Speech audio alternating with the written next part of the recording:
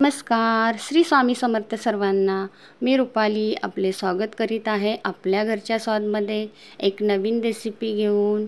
मस्त अशी मुलांच्या आवडीची मोठ्यांच्या आवडीची शेवपुरी।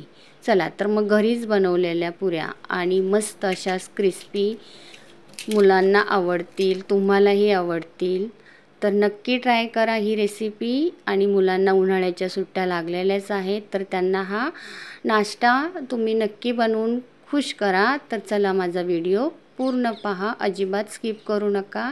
इथे मी 1 वाटी रवा म्हणजेच अर्धा पाव रवा घेतलेला आहे, त्याला मी व्यवस्थित चाळून घेते। त्याच्यानंतर मी ह्याच्यामध्ये चवीपुरतं मीठ घालणार आहे। रवा तुम्ही कोणताही घेऊ शकता, बारीक घ्या किंवा जाडा घ्या। आता इथे आपल्याला 2 ते 3 चमचे कडक गरम केलेलं तेल घालून घ्यायचं आहे। गरम तेल घातल्यामुळे आपण आता इथे रवा चमच्याने हलवून घ्यायचा आहे आणि त्याच्यानंतर ह्याच्यामध्ये थोडंसं पाणी घालून आपण कणिक भिजवतो असं आपल्याला हे पीठ भिजवून घ्यायचं आहे। पाणी एकदम घालू नका, थोडंसं पाणी घालून तुम्ही हे पीठ भिजवू शकता। आता तुम्ही ह्या पुऱ्या बनवून एखाद्या पिशवीमध्ये हवाबंद डब्यामध्ये भरून ठेवू शकता। अजिबात मऊ पडत नाहीत, एकदम क्रिस्पी होतात, छान होतात। जेव्हा मुलांना तुम्ही शेवपुरी पाणीपुरी बनवायची असेल तेव्हा तुम्ही ह्या पुऱ्या वापरू शकता। चला तर मग नक्की ट्राय करा माझी ही रेसिपी। आता माझं इथे पीठ भिजतच आलेलं आहे, मळून झाले माझं। आता हे मी 10 ते 15 मिनटं ह्याला भिजत ठेवणार आहे आणि त्याच्यानंतर हिरवी चटणी तयार करूया। इकडे मी हिरव्या चटणीसाठी 4-5 हिरव्या मिरच्या घेतलेल्या आहेत, त्याच्यामध्ये मी 2 लसूण पाकळ्या घालते, थोडंसं आलं घालून घेते, थोडासा कढीपत्ता घालून घेते। आता कोथिंबीर घालून घेतले, चवीपुरतं मीठ घालायचे, थोडंसं पाणी घालून आपण हिला, तुम्हाला जेवढी पातळ पाहिजे तेवढी तुम्ही करू शकता। तुम्ही पुदिनाही घालू शकता ह्या चटणीमध्ये। आता आपण बघू शकता पीठ आपलं भिजलंय पण घट्ट झालेलं आहे इथे।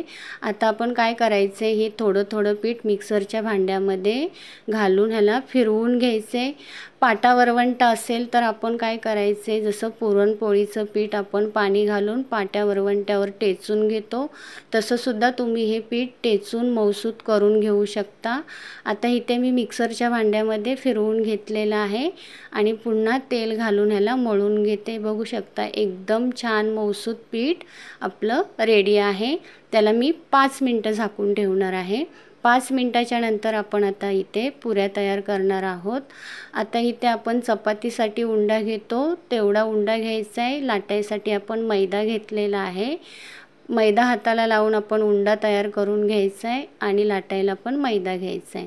आता इथे आपण पोळी एकदम जाडही लाटायची नाही आहे आणि एकदम पातळही लाटायची नाही आहे, अशी तुम्ही मध्यम पोळी लाटा। जरी पातळ लाटली तरी चालेल, पण जाड अजिबात लाटू नका, कारण की जाड लाटल्याने पुऱ्या तुमच्या मऊसुद्धा पडू शकतात। बघू शकता लाटून झाली माझी इथे पोळी।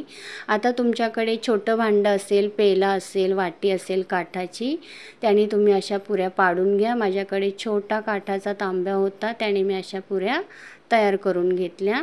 आता मी अशा सर्व पुऱ्या तयार करून घेतल्या। खूपच क्रिस्पी होतात ह्या पुऱ्या, नक्की ट्राय करा आणि मुलांना खायला घाला। रेडी झाल्या तिकडे माझ्या पुऱ्या।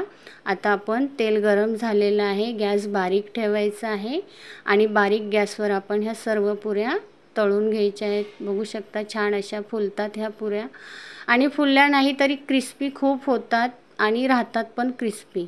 बघू शकता आता मी अशाच पुऱ्या तयार करून घेते सर्व। आता तेल निथळून आपल्याला काढून घ्यायच्या आहेत, अशाच मी पुऱ्या रेडी करून घेतल्या। रेडी झाल्यात आता इथे माझ्या पुऱ्या करून। आता मी इकडे सर्व पुऱ्या काढून घेतल्या। बघू शकता तुम्ही खूप क्रिस्पी होतात, आवाज ऐकू शकता तुम्ही, एकदम क्रिस्पी झालेले आहेत। आता इकडे मी शेवपुरीसाठी 2 बारीक चिरलेले कांदे, 2 टोमॅटो, धना जिरा पावडर, आंबट गोड चटणी रेडी केलेली आहे आणि आपली हिरवी चटणी। आंबट गोड चटणीचा व्हिडिओ माझा पाणीपुरीच्या व्हिडिओमध्ये आहे, तुम्ही बघू शकता। इथे मी शेव घेतलेले आहे, 2-3 उकडलेले बटाटे घेतलेले आहेत, चाट मसाला आणि चवीपुरतं मीठ। आता आपण इथे बटाटे असे कापून घेतलेले आहेत। आता आपण पुऱ्या लावून घेऊ। आवाज ऐका तुम्ही पुऱ्यांचा, मस्तच क्रिस्पी झालेल्या आहेत। आता इकडे मी सर्व पुऱ्या लावून घेतलेल्या आहेत। बटाटा तुम्ही क्रश करून त्याच्यामध्ये मीठही घालू शकता। हे बघा मी सर्व पुऱ्या रेडी करून घेतल्या। त्याच्यामध्ये मी आता बटाटा घालून घेते अगोदर। बटाटा तुम्ही क्रश करून त्यामध्ये मीठ मिक्स करूनही तुम्ही बटाटा घालू शकता। बटाटा घालून झाल्याच्या नंतर मी इथे कांदा घालून घेतला, त्याच्यानंतर टॅमॅटो घालून घ्यायचं आहे आपल्याला। झालाय माझा इथे टॅमॅटो घालून। आता आपण ह्याच्यावर मीठ घालून घेऊया। मीठ घालून झाल्याच्या नंतर हिरवी चटणी घालून घ्यायची सर्व पुऱ्यांवर। त्याच्यानंतर आंबट गोड चटणी घालून घ्यायची। आंबट गोड चटणी झाल्याच्या नंतर मी इकडे धना जिरा पावडर मी घरीच रेडी केली होती ती घालून घेते।